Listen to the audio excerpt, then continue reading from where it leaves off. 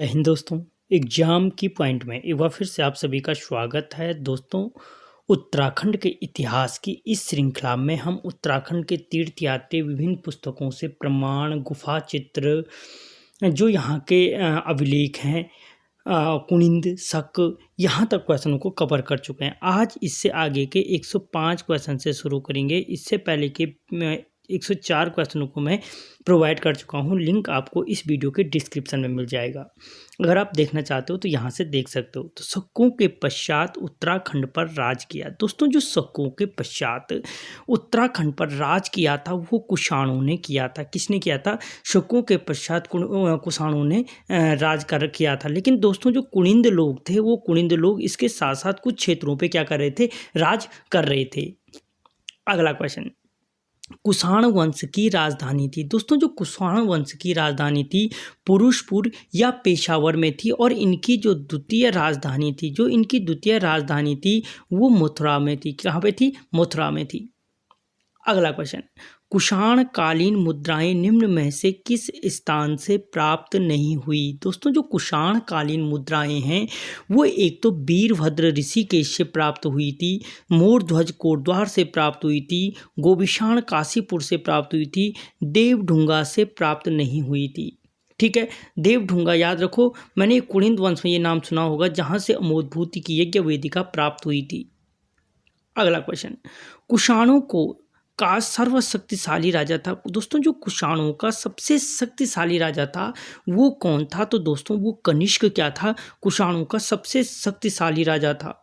अगला क्वेश्चन, निम्न में से द्वितीय अशोक कहलाता है। दोस्तों, जो द्वितीय अशोक, दोस्तों ये यहाँ पे अब ये क्वेश्चन हिस्ट्री के अंतर्गत भी कवर हो जाएंगे कि द्वितीय अशोक के नाम से किसको जाना जाता है?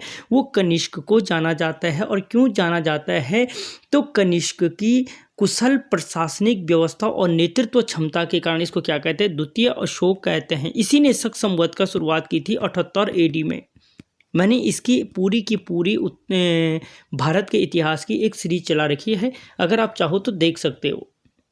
अगला क्वेश्चन, निम्न में से किस शासक ने केसर व सीजर की उपाधि धारण की थी? दोस्तों, यूकेएसएससी पूछा हुआ क्वेश्चन है कि जो केसर व सीजर की उपाधि धारण की थी, तो दोस्तों वो कनिष्क ने की थी, जिसे द्वितीय अशोक कहा जाता है, जो क्या था? कुषाणों का सबसे शक्तिशाली राजा था। अगला क्वेश्चन, रेशम मार्ग का नियंत्रण करने वाला शासक था। दोस्तों, वो कौन सा शासक था जिसने रेशम मार्ग का नियंत्रण किया था?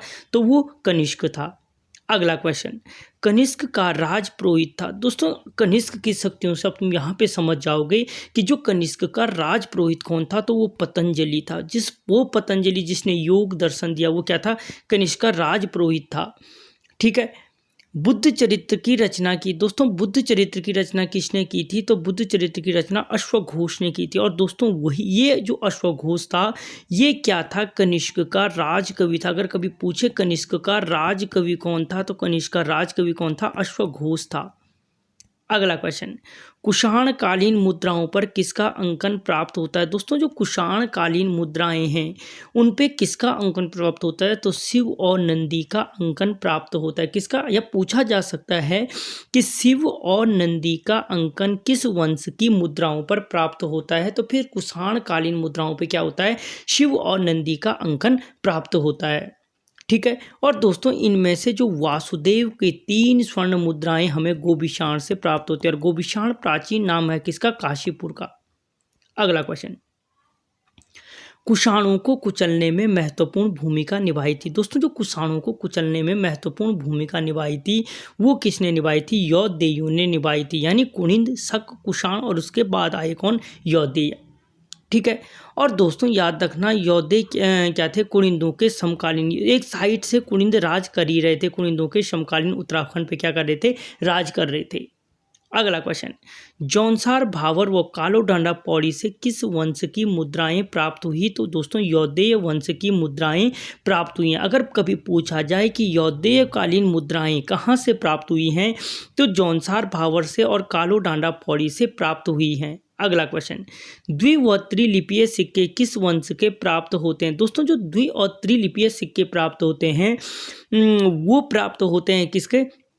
यौदेय वंश के प्राप्त होते हैं। भले ही आपने एक द्विलिपीय सिक्के देखे होंगे, किसकी अमोदभूति की मुद्राओं में दो लिपियों का प्रयोग किया गया था, आपने पढ़ा होगा खरोष्ठी और ब्राह्मी लिपि का। इससे पहले बता चुका हूँ, दो लिपियों का प्रयोग किया गया है अमोदभूति प्रकार की मुद्राओं में।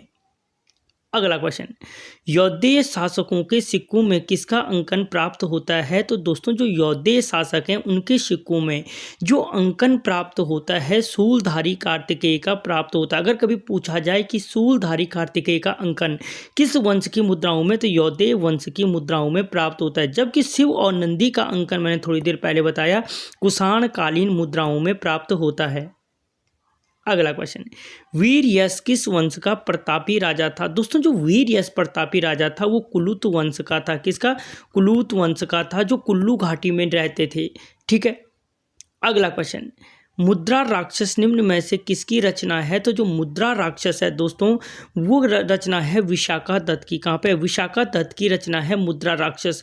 और जो कुलूत वंश है उसकी जानकारी याद रखना हमें वृहत संहिता से और मुद्रा राक्षस से प्राप्त होती है। मुद्रा राक्षस से प्राप्त होती है। जो वृहत संहिता है वो किसकी है? वारामिहिर की रचना है। और जो मुद्रा राक्षस है वो विशाखा दत्त की रचना है, जिनसे हमें प्राप्त होती है कुलूत वंश की जानकारी।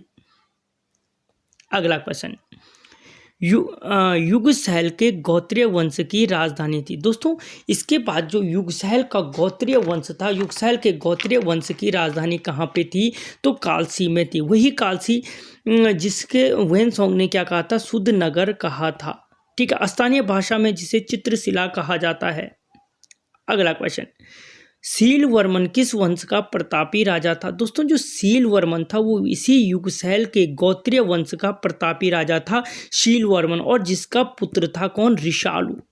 और ऋषालु का दुर्ग पूछे कहाँ है? तो जौनसार में स्थित है। कहाँ पे? जौनसार में। अगला क्वेश्चन, बाढ़ वाला यज्ञ वेदिका का निर्माण किया था। दोस्तों जो बाढ़ वाला यज्ञ वेदिका का निर्माण किया था वो युगसैल के गोत्रीय वंश के प्रतापी राजा, ठीक है, कि शीलवर्मन ने किया था। अगला क्वेश्चन, यमुना तट पर शीलवर्मन ने कितने अश्वमेध यज्ञ कराए थे? तो दोस्तों 4 अश्वमेध यज्ञ कराए थे। या पूछा जाए कि यमुना तट पर 4 अश्वमेध यज्ञ किसने कराए थे?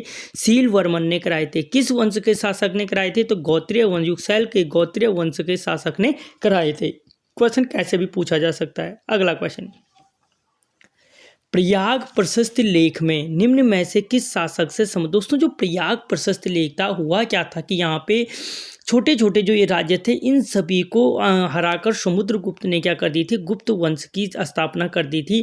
तो वही प्रयाग प्रशस्ति लेख है, किस शासक से संबंधित है? तो जो प्रयाग प्रशस्ति लेख है समुद्रगुप्त से संबंधित, और हिस्ट्री के अंतर्गत यूकेएसएससी इसे पूछ चुका है। ठीक है, समुद्रगुप्त से संबंधित है। तो समुद्रगुप्त ने क्या किया कि इन सभी को हरा करके, जितने हमने पढ़े यहाँ पे क्या कर दी? गुप्त वंश की स्थापना कर दी। और उसने कहा कि जो कुर्तपुर राज्य है, यानी जो त्यूरी राज्य है, जो भी ये है, ये क्या है? गुप्त वंश की उत्तरी सीमा है। तो यानी इसने क्या कर दिया था? इन सभी को समाप्त कर दिया था। अगला क्वेश्चन, भारत का नेपोलियन निम्न में से किसे कहा जाता है? तो समुद्रगुप्त को भारत का नेपोलियन कहा जाता है। और क्वेश्चन बनता है कि भारत का नेपोलियन समुद्रगुप्त को किसने कहा था? तो स्मिथ ने कहा था। किसने कहा था?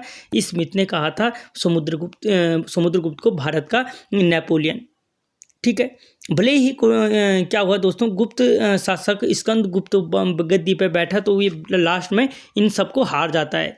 इलाहाबाद लेख कोषानी से इलाहाबाद लेकर कौन आया था? दोस्तों जो इलाहाबाद अभिलेख है, ठीक है, उसको पहले है किसका ये?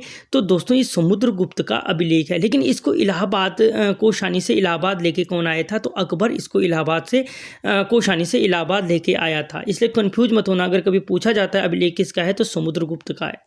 अगला क्वेश्चन, छांगलेस वंश की राजधानी थी। दोस्तों जो छांगलेस वंश की राजधानी थी लाखा मंडल में स्थित थी, और इसके टूटे फूटे अभिलेख प्राप्त होते हैं जिनसे 7 राजाओं की जानकारी प्राप्त होती है, जिनमें पहला नाम नरपति जयदास का प्राप्त होता है। अगला क्वेश्चन, राजकुमारी ईश्वरा का लेख निम्न में से किस स्थान से प्राप्त हुआ? दोस्तों जो राजकुमारी ईश्वरा का लेख है लाखा मंडल से प्राप्त हुआ, जिसका प्राचीन नाम क्या है? मड़ के नाम से जानते हैं, असंख्य मूर्तियों के भंडार के कारण। और दोस्तों यहाँ पे 11 पीढ़ियों के 12 राजाओं की जानकारी प्राप्त होती है। अगला क्वेश्चन, यदुवंशी राजाओं की राजधानी निम्न में से किस स्थान पर स्थित थी? दोस्तों जो ये यदुवंश है इसकी राजधानी कहाँ पे थी? तो सिंहपुर कहाँ पे है? शत्रुघ्न नगर, सिंहपुर। इसकी राजधानी कहाँ पे थी दोस्तों? सिंहपुर में इनकी राजधानी थी। ठीक है।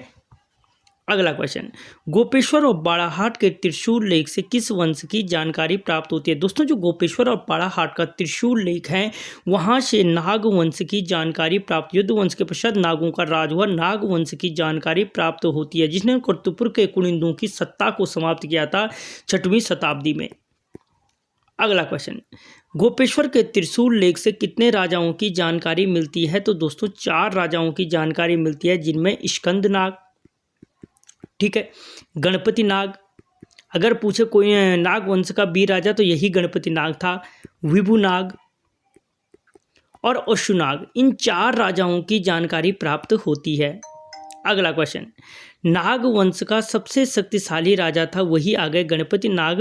नाग वंश का क्या था? सबसे शक्तिशाली राजा था। और त्रिशूल लेख से इन चारों की जानकारी, स्कंद नाग, गणपति नाग, विभु नाग, अश्वनाग की जानकारी प्राप्त होती है।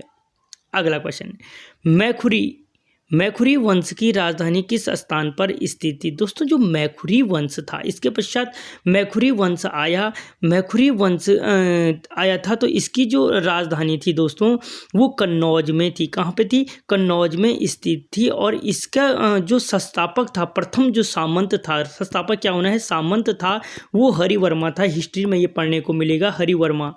ठीक है। किस प्रकार हर्षवर्धन की बहन की शादी गृहवर्मा से होती है और गृहवर्मा मारा जाता है। ठीक है। तो हरिवर्मा इसका प्रथम सामंत था। तो दोस्तों हमने यहाँ पे मोस्ट इम्पॉर्टेंट 134 क्वेश्चनों को अब तक कवर कर दिया है। आपको वीडियो कैसा लगा मुझे कमेंट बॉक्स में ज़रूर बताना।